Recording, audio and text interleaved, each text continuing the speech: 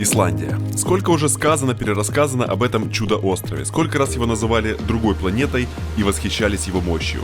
Жаловались на то, как затратно тут находиться и какая капризная тут погода. И слушая все это, я и сам как будто не раз ездил по этим дорогам и видел эти невероятные водопады.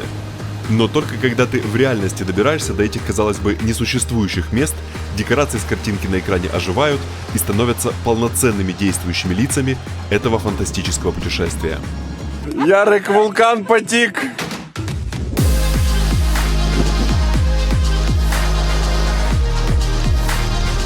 Тухлая акула исландская.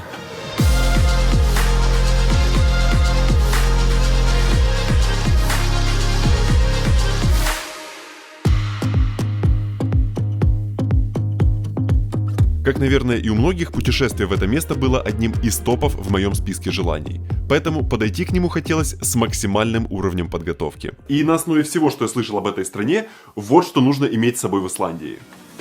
Одежда на случай холода, одежда на случай жары и на случай дождя. Как всегда, небольшая заначка еды, аптечка и камеры. Чем больше, тем лучше. И к ним карточки памяти. Тоже чем больше, тем лучше. Потому что Исландия на древнем диалекте значит остров, на котором контентом забивается вся память. Ну и, конечно, интернет, для того, чтобы этот самый контент выкладывать во всякие инстаграмы. И в этом вопросе очень кстати будет роуминг от Vodafone. И это не просто роуминг, это гигароуминг. Это 1 гигабайт интернета на 7 дней за 250 гривен, который доступен в 62 странах мира. Даже я при всей моей любви к сторимзам в инстаграме способен растянуть гигабайт на неделю. Подключить услугу очень просто. Либо набирайте вот этот код и следуйте инструкциям, либо чуть более современный способ. Устанавливайте приложение My Vodafone, заходите в раздел роуминг и подключайте нужный себе пакет. Ссылку на подробные условия гигароуминга я закинул в описание видео и буду выдвигаться туда, где он мне, собственно, и понадобится. И понадобится он уже во время пересадки в Риге. В этом городе совершенно очаровательный и небольшой старый центр, который идеально подходит, чтобы погулять по нему пару часов между перелетами. Из достопримечательностей, возможно, самый стрёмный в мире памятник бременским музыкантам.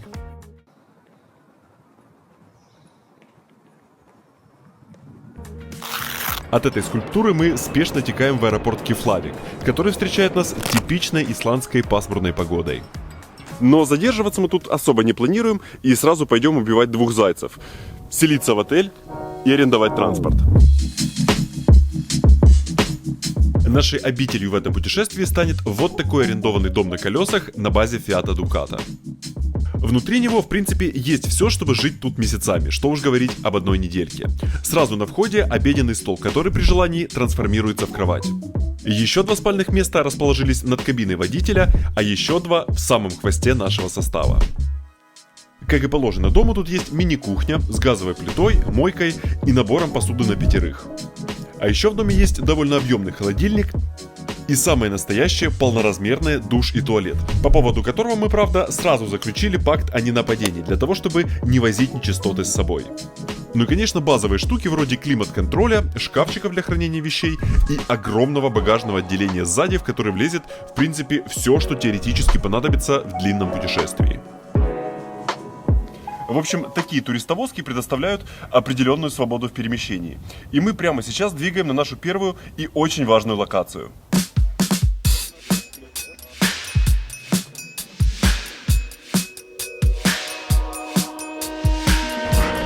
Когда у тебя есть отель на колесах, при нем неплохо иметь и ресторан на колесах, в который, правда, нужно сделать небольшую закупку. Вообще, я очень люблю ходить в новых странах в обычные магазины, смотреть, что берут местные, и сравнивать цены. И Исландия в этом аспекте была особенно мне интересна. Меня все так стращали почему-то жуткими исландскими ценами на продукты, но по факту в супермаркете все может, чуточку дороже, чем у нас. А на некоторые продукты даже дешевле. Мой вывод был слегка поспешный. Цены действительно сравнимые на всякие не скоропортящиеся товары. Но местные фермерские продукты вроде мяса, яиц и, конечно, фруктов и овощей, я вообще не представляю, как они могут расти в исландском климате, действительно в разы дороже, чем в Украине. Из исконно исландских вкусностей мне больше всего зашел скир, это такой густой нежирный йогурт, и, конечно же, маринованный лосось и местная баранина. Они, конечно, выходят дорого, но пожарить их на одноразовом гриле на ужин – это прям пальцеоблизывательная история. Но вернемся к бухгалтерии. Большая закупка на 5 на 4 дня обошлась нам в сумме в 250 евро, что, как по мне, довольно адекватно.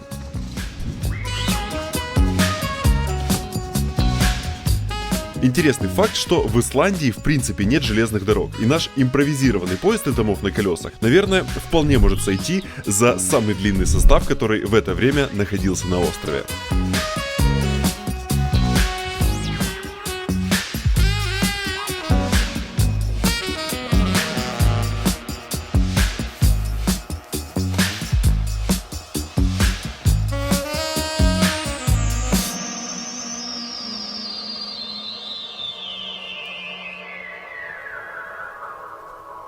Вчера со всеми этими переездами был просто безумнейший день, и у меня не было даже времени, чтобы в 2 словах рассказать, что это вообще за такой передвижной исландский лагерь. Значит, мои хорошие друзья из New Way, которых вы, возможно, помните по другим нашим совместным путешествиям, вообще много лет занимаются организацией таких вот путешествий в домах на колесах. Они берут на себя всех хобота по аренде транспорта, бронированию кемпинга и составлению маршрута. И остается только прилететь сюда. У некоторых может возникнуть вопрос, а в чем вообще смысл тура, если в такую поездку можно организоваться самостоятельно? Во-первых, в поездку мы собрали большую и веселую компанию друзей и знакомых, и заниматься организацией и планированием для всего этого балагана – это та еще задачка, поэтому мы делегировали это Боре и Ярику из New Way. Во-вторых, как я и говорил, они занимаются этим не первый день и уже имеют какие-то скидки на аренду, знают, где удобнее остановиться, где дешевле купить газ и заправиться. И самостоятельное планирование такой поездки получается сильно геморройнее и не особо-то и дешевле. И пока мы готовимся к выезду в первый день, в 2 словах о нашем плане. Мы проедем вокруг Исландии по знаменитой кольцевой дороге номер 1. Это самая популярная траектория для первого путешествия по стране. И наша цель очень проста – захватить как можно больше локаций по пути за 7 дней. И на первую, кстати, мы уже приехали. Это Пингвилир, это место, где сталкиваются североамериканская и европейская тектонические плиты. То есть, по факту, граница Северной Америки и Европы пролегает вот где-то под нами, где-то в этом месте.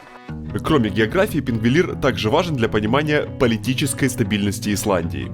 Еще в первом тысячелетии где-то на одной из этих скал первые викинги-переселенцы устраивали собрание своего тогдашнего парламента. Это место называлось Скала Закона, и что самое интересное, эти собрания не прекратились. Они просто эволюционировали и переехали в Рейкьявик. И это по сей день самый старый в мире действующий законодательный орган.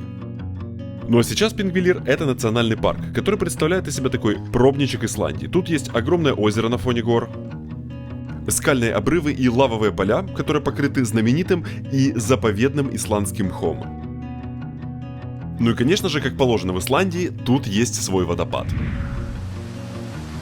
Как для исландского водопадного приветствия очень даже ничего, но по сравнению с тем, что нас ждет дальше, водопад неприлично крохотный. Кроме созерцательной деятельности, в этом национальном парке из развлечений еще вот ныряние в трещину Сильфра. Но кого попало сюда, конечно, не пустят, нужно иметь международную лицензию. И дайверы стягиваются к Сильфре со всего мира, потому что этот разлом считается как раз-таки той самой фактической границей между Европой и Америкой. И под водой можно сделать вот такое вот фото на стыке 2 континентов.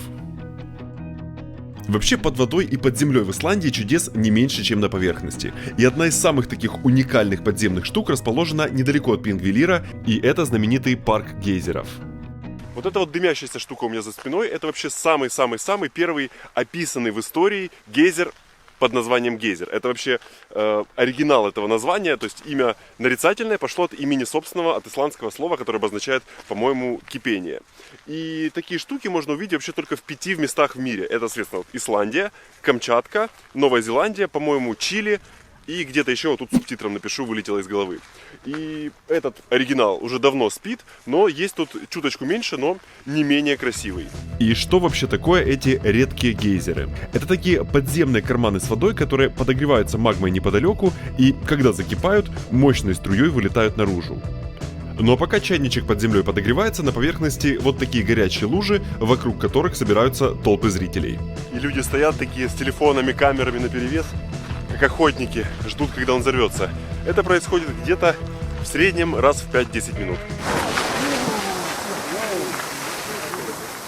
Просто струя пара и воды высотой с 9-этажку выплескивается из-под земли, рассеивается в воздухе, и все стоят, как будто только что ничего не произошло. Но зрелище на самом деле очень необычное, а с высоты птичьего полета большие гейзеры вообще выглядят как портал в другую вселенную. Не менее инопланетно выглядит еще один исландский подземный подарок.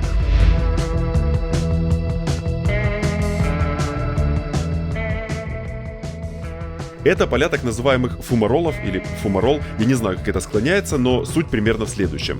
Это значит магма, она течет довольно близко к поверхности Земли, сталкивается с подземными источниками, и на выходе получается вот такой вот пар крайне неприятного запаха. Я, конечно, не лингвист, но вполне возможно, что корень слова фумарола — это фу, потому что запах стоит, как все тухлые яйца мира. И нужно иметь определенную храбрость для того, чтобы ради фоточки стать под это амбре. Наверное, единственное место в Исландии, в котором сейчас актуально носить маску. А еще в Исландии магма может показаться из-под земли не только в виде смердящего газа, но и в своей, так сказать, естественной форме. Но об этом чуточку позже, пока что врываемся в типичный исландский трафик.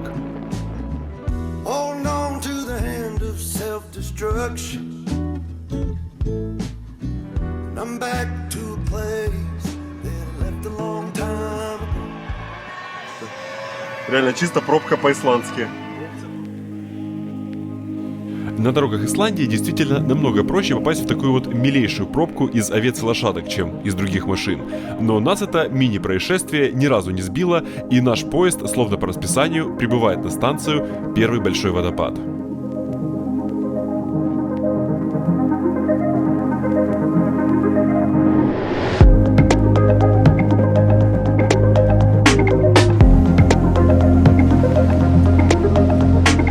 Гюльфос в переводе с исландского значит «золотой водопад», и у викингов считалось огромным испытанием узнать о переводе и воздержаться от шуток о золотом дожде. Водопад состоит из двух больших частей. Верхней, высотой в 11 метров, где ровное течение реки разбивается в пену, а множество порогов. И нижней, где вся эта вода мощным широким потоком обрушивается с 20 метров и идет дальше по узкому каньону.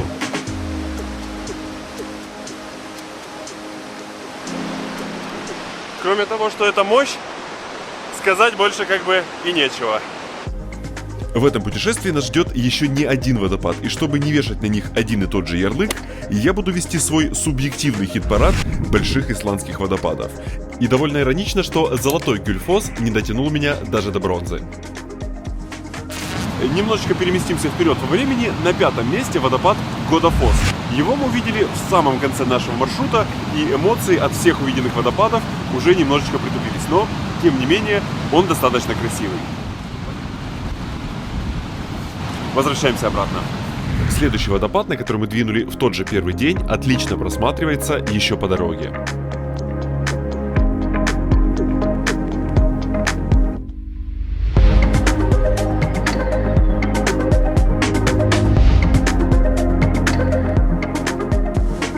Если широкий поток Гюльфоса чем-то напоминал Ниагару, то этот скорее вызывает ассоциации с каким-нибудь Бали. Весь окружен зеленью, и поток тут не настолько бурный, поэтому к нему можно подойти снизу почти в упор.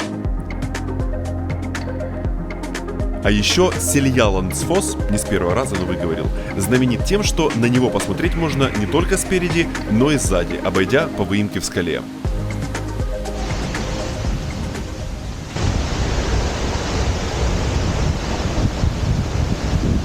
Это было довольно мокренько, но стоило каждой капли.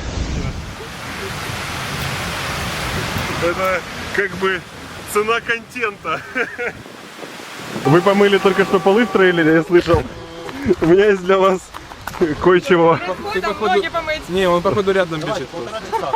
Итого, этот симпатяга отправляется на 3-е место водопадистого хит-парада. Я отправляюсь мыть ноги в речке, чтобы ребята пустили меня в трейлер, и мы все вместе отправляемся к одному из самых фотографируемых объектов Исландии. И мы очень спешим, даже не особо обращая внимание на шикарную закатишную, чтобы оказаться на этой локации не затемно.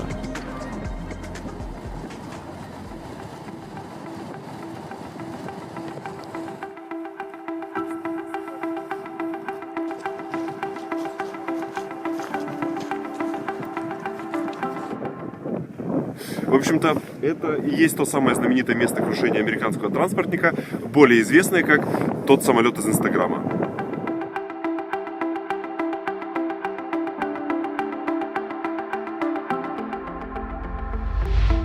Какая с ним история? В 1974 году самолет Douglas DC-3 американской армии, пролетая над Исландией, поймал обледенение и совершил жесткую посадку на этом пляже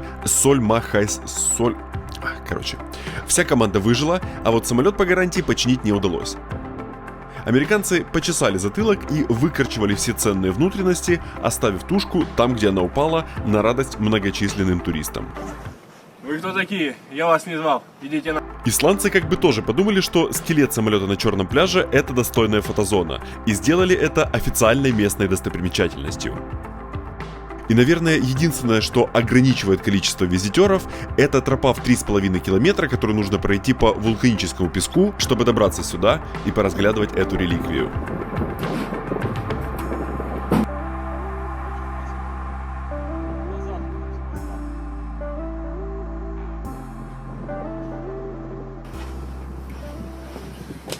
А смотреть-то тут как бы особо и нечего. С технической точки зрения самолет словно выеденное яйцо. Хорошо, что куски от него еще не разгребают на сувениры. Но с точки зрения сюрреализма картины, океан, черный песок и серебристый фюзеляж на нем – это однозначно стоящее место.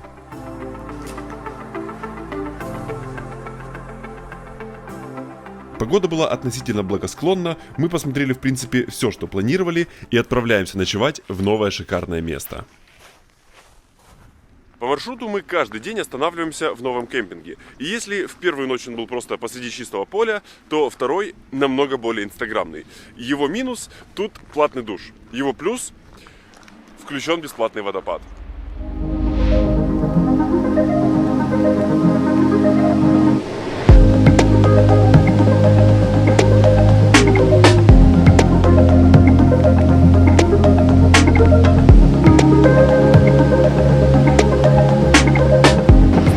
Плюс кемпинга на водопаде. Это красиво. Минус – тут уже с утра стоит очередь для того, чтобы сделать себе инстаграмный кадр.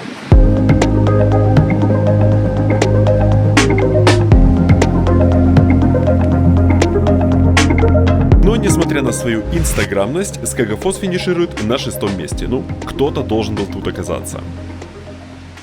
Так, бесплатным водопадом при кемпинге вроде похвастался, теперь время пожаловаться вам на платный душ. В Исландии вообще нет проблем с источниками горячей воды, но при этом во многих кемпингах стоят шайтан-машины, которые принимают только монеты по 100 крон, то есть их еще где-то нужно разменять, и дают горячую воду в душе на пару минут. И, конечно же, по классике жанра, эти минуты заканчиваются в самый неподходящий момент.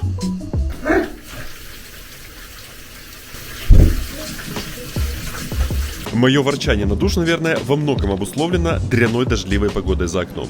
Ну а куда по такой погоде лучше всего съездить? Правильно, на пляж.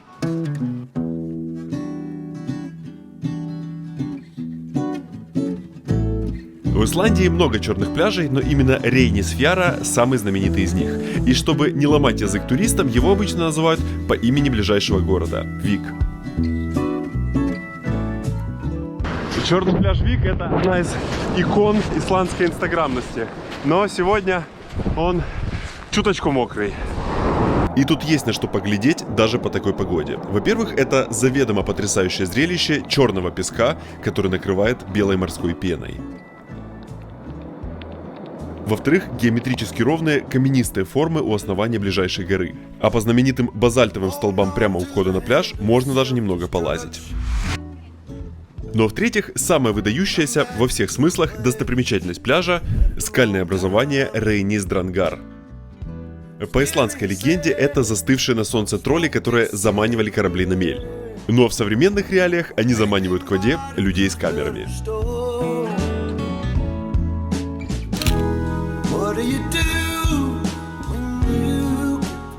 А еще, если сильно повезет, то на пляже Вик именно в такую погоду можно увидеть самых настоящих тюленей.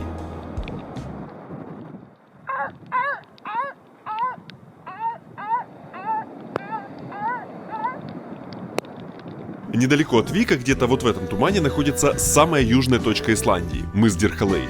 И когда текстуры прогружены чуточку лучше, там есть на что глянуть.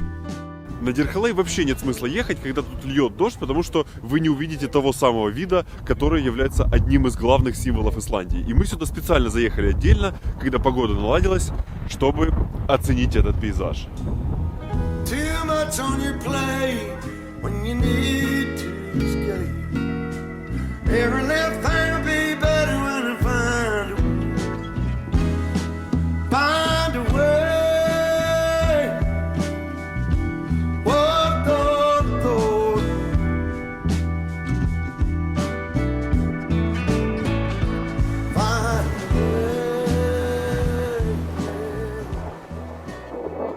Тем временем мы покинули дождливый Вик и движемся по югу Исландии. Эта часть дороги номер 1 была самой сложной в строительстве. Все дело в знаменитых исландских реках. Они, словно гигантские кровеносные сосуды, растекаются от ледников, и их широченные русла бросаются в глаза еще с самолета.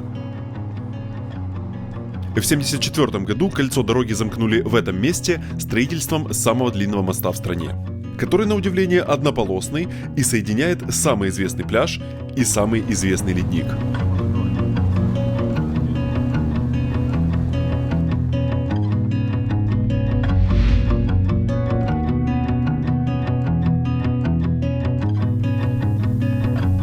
Короче, когда мы были на Вике, я просто промок насквозь и остался без сухой куртки. Поэтому по дороге пришлось заехать в супермаркет и купить вот такой вот стильный исландский плащ. И не то чтобы это видео теперь было об исландской моде, но они действительно шарят в том, как делать шмотки под свой климат.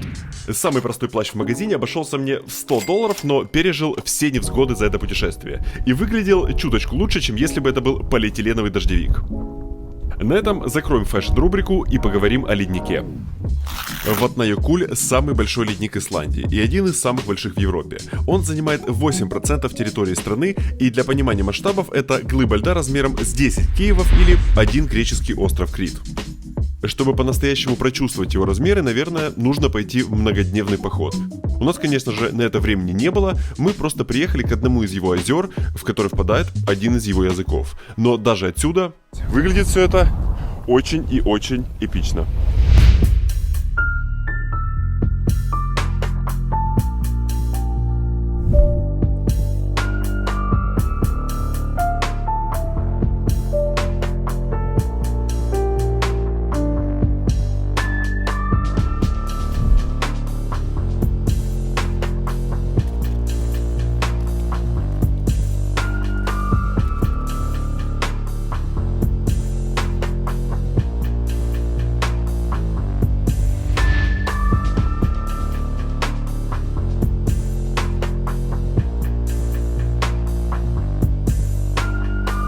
Блин, отлетел на 1,5 километра, и по классике жанра начался дождь.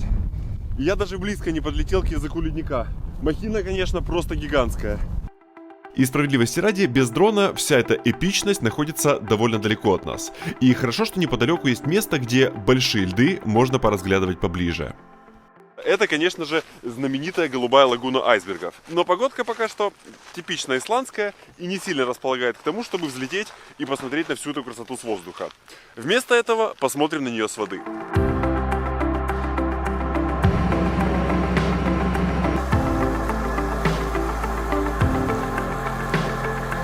Это совершенно уникальный водоем. С одной стороны, это самое глубокое озеро Исландии, почти 300 метров.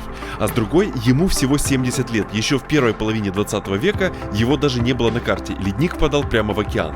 Но начал быстро таять и оставил за собой огромную впадину, которая заполнилась той самой талой водой и кусками этого самого ледника разных форм и размеров.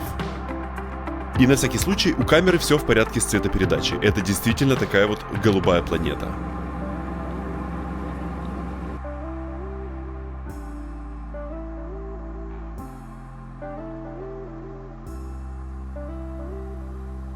Такая вот поездка на лодке-амфибии с возможностью потрогать свежевыловленный лед стоит около 35 евро. По такой вот погодке выглядит как, наверное, лучший способ провести время на лагуне айсбергов.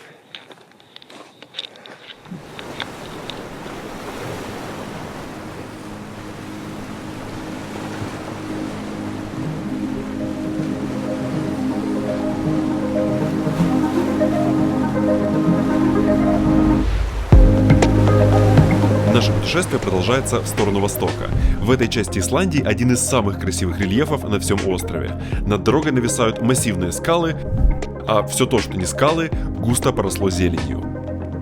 И она тут не просто растет сама по себе. Исландцы бдят за ней круглый год, защищая от главного после погоды врага.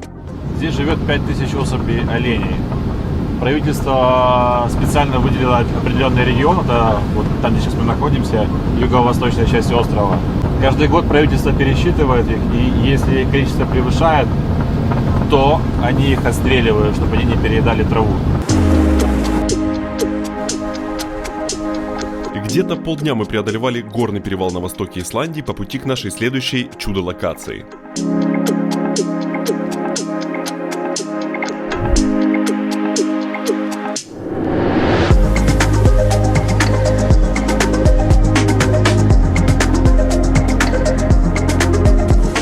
К водопаду Хенгифос просто приехать недостаточно, нужно еще часик пройтись от парковки. Трек до водопада совсем небольшой, но для неподготовленных может быть довольно ощутимый, потому что вначале такой резкий подъем, а потом нужно будет немножечко вот так вот пройтись по камням вдоль речки. И по дороге нужно очень внимательно глядеть под ноги, потому что под ними может попасться еще один водопад. Лично мне очень трудно осознать, что такая идеальная геометрия получилась естественным путем. Но это все те же базальтовые столбы, как на пляже Вик, и спойлер на нашей следующей локации. Но пока что переместимся к основному блюду этой.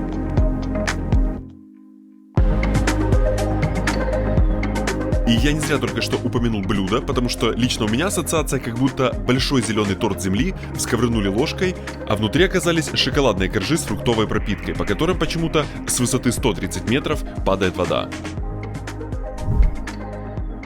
Но на самом деле шоколад — это всего лишь базальтовый грунт, а красные полосы — это глина. Но как же сильно она меняет восприятие. Даже бараны из ближайших лугов не могут удержаться и приходят поглазеть. В общем, сам водопад довольно мелкий, как будто наверху кто-то перекрутил воду. Но вот его окружение, эти красные кольца, реально очень впечатляют. Почти как, знаете, карьеры в Кривом Роге, только чуточку поменьше. Я очень давно теку здесь, в Исландии, и год за годом наблюдаю, как моим коллегам находят родственников на Бали и в Ниагаре. А я думал один такой на всем свете, и нет более подобных мне. Но сегодня мне открыли глаза. Кривой Рог. Спасибо тебе, путник из Украины. В общем, не знаю, какое место этот водопад займет в моем итоговом списке, но думаю, что в топ-3. Хенгифос на заслуженном втором месте, а мы телепортируемся на следующую остановку в паре часов езды отсюда.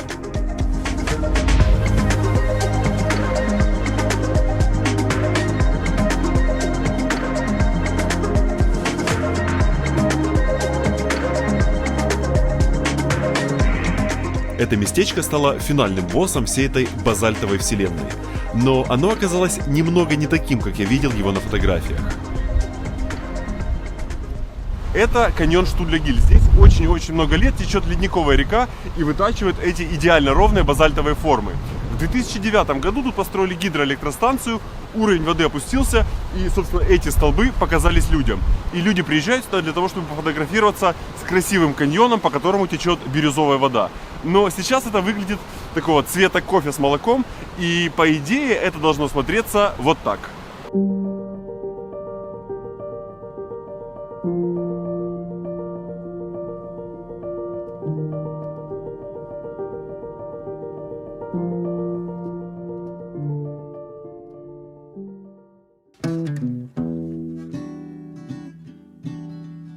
Ночевать мы приехали в Эгильстадир. Это относительно небольшой город, но здесь я впервые в Исландии увидел квартирные дома. То есть в этой стране гигантские водопады оказались меньшей редкостью, чем панелька.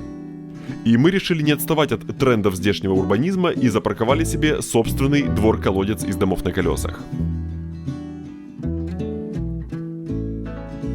Погода впервые позволила собраться всем экипажем на закате на барбекюшно-беседные дела, после которых собирались лечь пораньше, но этой ночью произошло кое-что особенное.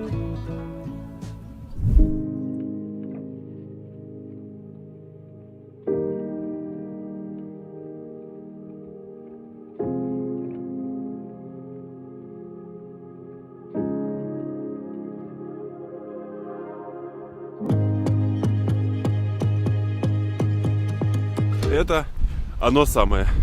Сейчас будем пытаться его снимать где-нибудь, где нет постороннего источника света. Это самое называется Аврора Бореалис, или Северное сияние, если не выпендриваться. У этой штуки довольно мудреное научное объяснение, но если попытаться просто, то это заряженные частицы, которые магнитное поле Земли направляет к полюсам. Для жителей северных стран, в которых эта штука может появляться регулярно, это, наверное, как для нас увидеть закат солнца. Но в первый раз даже от самого слабого сияния в облаках отвисает челюсть. В общем, только что пару часов бегали по всему городу, искали места, где нет лишнего света и где на небе видно эти огни. Охота, скажем прямо, очень увлекательная. Но, наверное, пора бы хоть немного и поспать. Когда по плану каждый день в 9 утра нужно быть уже в дороге, такие вот ночные фотозасады на сияние чуточку сбивают режим. Пришлось до 2 ночи стоять со штативом и ловить его на длинной выдержке. И стояли бы еще дольше, если бы все это дело не затянуло тучами. Надеюсь, дальше по ходу этой поездки еще удастся застать это замечательное явление. И если это таки произойдет, вставлю прямо вот сюда.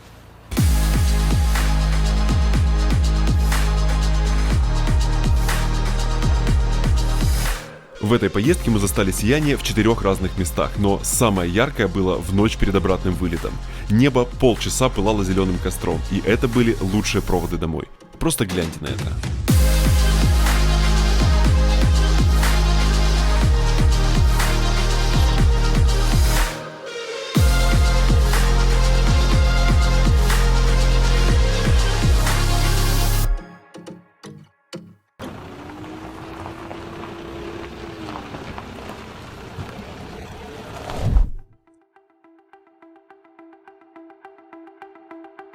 Растительность вокруг сошла на нет, и где-то в этой пустоши находится самая настоящая водопадная жемчужина Исландии.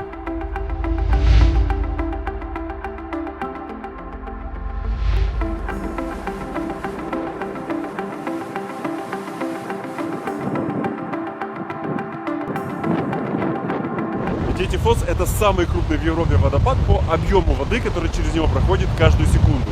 И для того, чтобы по-настоящему оценить масштабы этой махины, наверное, нужно подойти чуточку ближе.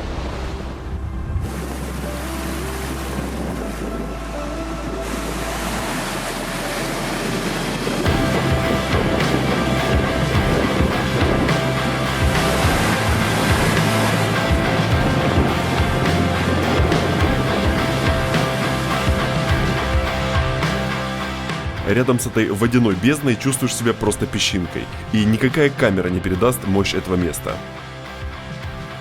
Но вот масштабы попробовать можно. Смотрите, это фотографы на противоположном берегу, а это вот водичка. В общем, место абсолютной силы, но это еще не все. Буквально в полукилометре от Детифоса находится его младший, или старший, он все-таки находится выше по течению, водопад Скагафос.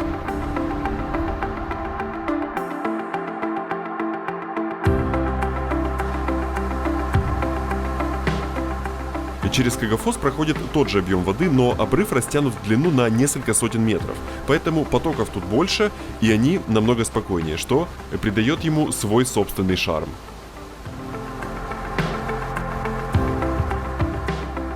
И я думаю, вы уже догадались, что за свою исполинскую мощь и акцию «Два водопада по цене одного» Детифосищу присуждается заслуженное первое место в моем субъективном рейтинге исландских водопадов. Ну, а мы, конечно же, едем дальше. На водопадах была довольно холодная синяя погода, и для контраста мы приехали встречать закат на теплое оранжевое озеро Миватен. И тут сходу парочка уточнений. Оранжевое не только само озеро, но и все окружение, благодаря великолепному закату, на который мы так стремились успеть. А теплое не само озеро, а одноименный комплекс термальных бассейнов.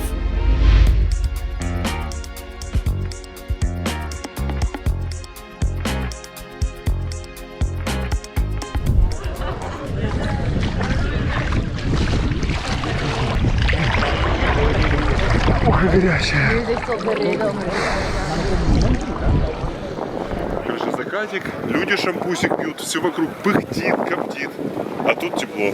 Кайф наивысшие пробы. Пыхтит и коптит, к слову, здешняя геотермальная станция. Она питает электричеством ближайшие города и по-дружески на сдачу горячей водой питает эти бассейны. Вход сюда, кстати, стоит ни много ни мало почти 40 евро. И в Исландии совершенно точно есть термальные бассейны не хуже и гораздо дешевле. Но будет ли там такая закатишная, это большой вопрос.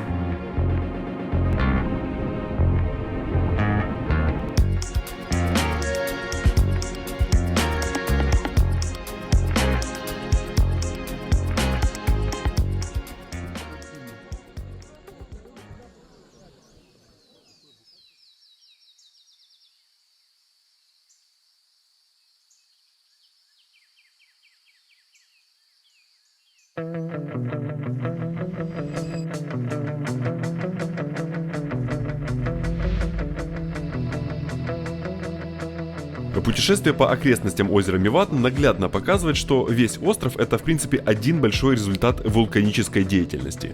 Ну, во-первых, само озеро, оно вулканическое. Это значит, что когда-то здесь было извержение, в результате которого получилась полость, которая заполнилась водой. Во-вторых, тут есть место с блэк-метальным названием Диму Боргер. Это поле лавы, которое застыгло в форме огромных черных пирамид. Выглядит очень Диму Боргерно. Но в-третьих, если присмотреться, то все по дороге усеяно кратерами спящих вулканов. И найти можно самые разные, от целых полей совсем небольших до вообще не маленьких.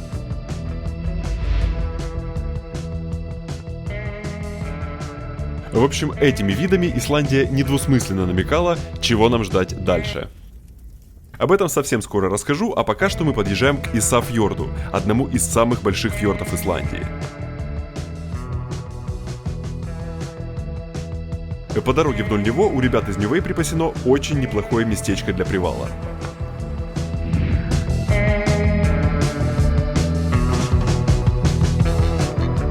И, как говорится, где особенный пейзаж, там и особенный обед.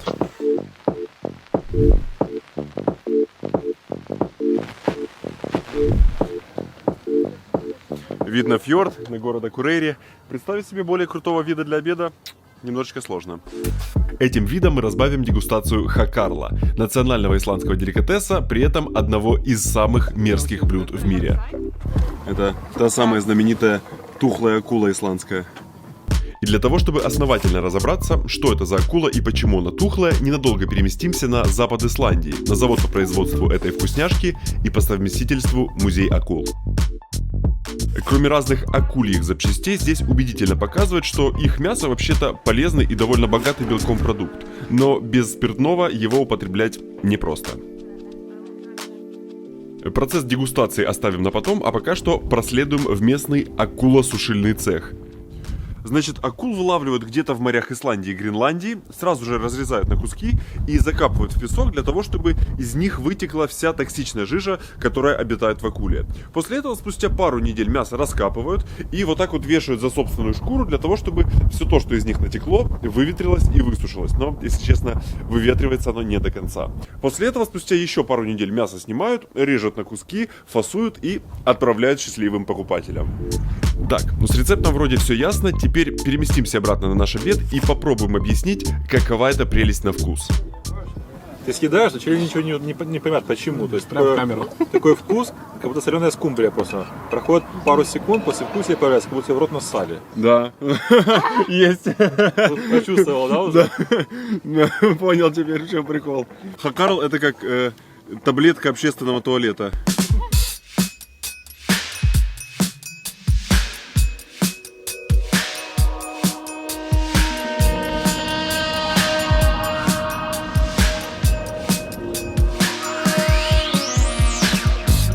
Можно сказать, что с Хакарла начался наш длинный путь обратно на точку старта.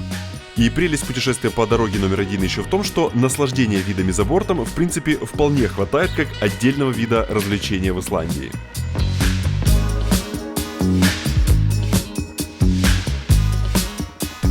А еще процесс наслаждения очень сильно ускоряет то, что в домах на колесах в теории можно вообще не останавливаться на обед. И решать этот вопросик прямо на ходу. Атмосфера плацкарта соблюдается по всем канонам, только с легким исландским налетом. Наш плацкарт взял курс к финальному кемпингу этого большого круга по Исландии. И все идет своим чередом. Боря тихонечко проклинает исландские ограничения скорости. Я на ходу пытаюсь заряжать все девайсы одновременно. А ребята наслаждаются видами заката. Как вдруг произошло то, чего мы совсем не ожидали. Ярик, вулкан потек! Открывай нахер окно.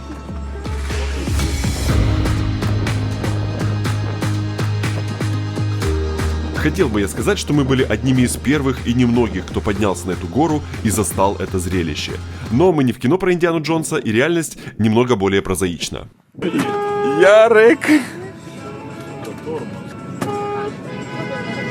Просто трафик на пути к вулкану. Это капец просто. Несколько машин. Смотрите, там же пи***ц какой-то.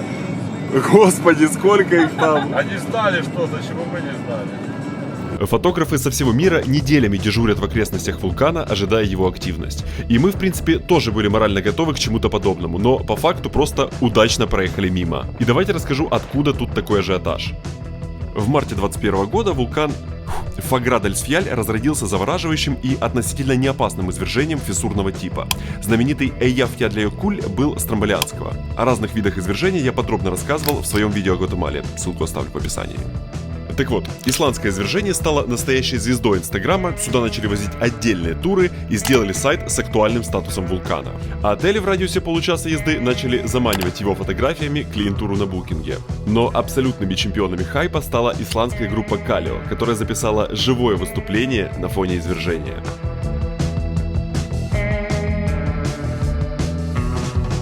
После такого вулкан, наверное, подумал, что ничего круче уже не снимут, и почти все лето провел в состоянии супчика на медленном огне. Но словно студент после каникул вновь проснулся в сентябре.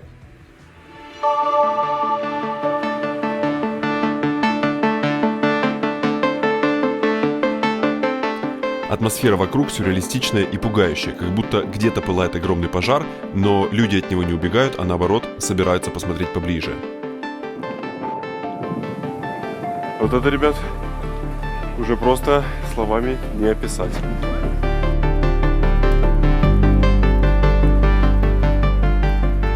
Словно какой-то инопланетный организм, потоки магмы постоянно меняют форму, загораются, гаснут, но при этом медленно ползут в твою сторону. И это, честно говоря, довольно стрёмно, потому что она жарит просто как в бане, и иногда начинает течь еще быстрее. В эти моменты прям, если честно, сжимается.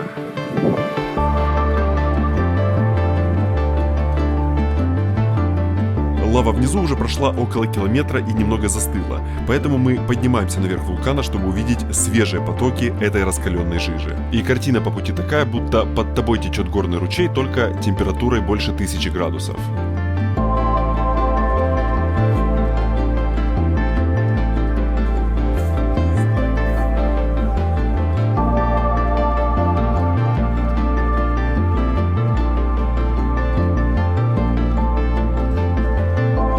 Ну а кто-то поднимается на вулкан просто ради того, что тут лучше ловит интернет.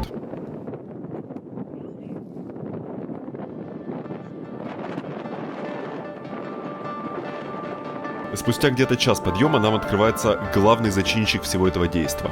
Кратер вулкана в окружении облака и собственного дыма выглядит максимально инфернально. Рассмотреть его поближе нельзя, потому что под слоем засохшей лавы впереди наверняка еще слой свежий, и риск туда провалиться слишком велик.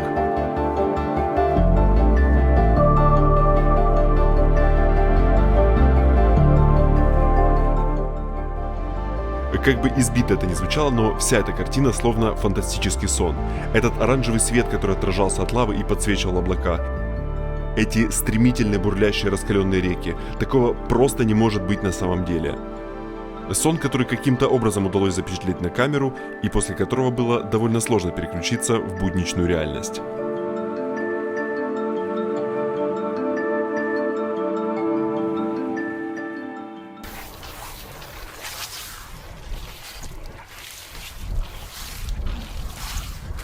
Приехал поработать в Исландию. Работа не пыльная, природа красивая, платят хорошо. В день вот так вот по 16 машин можно заработать.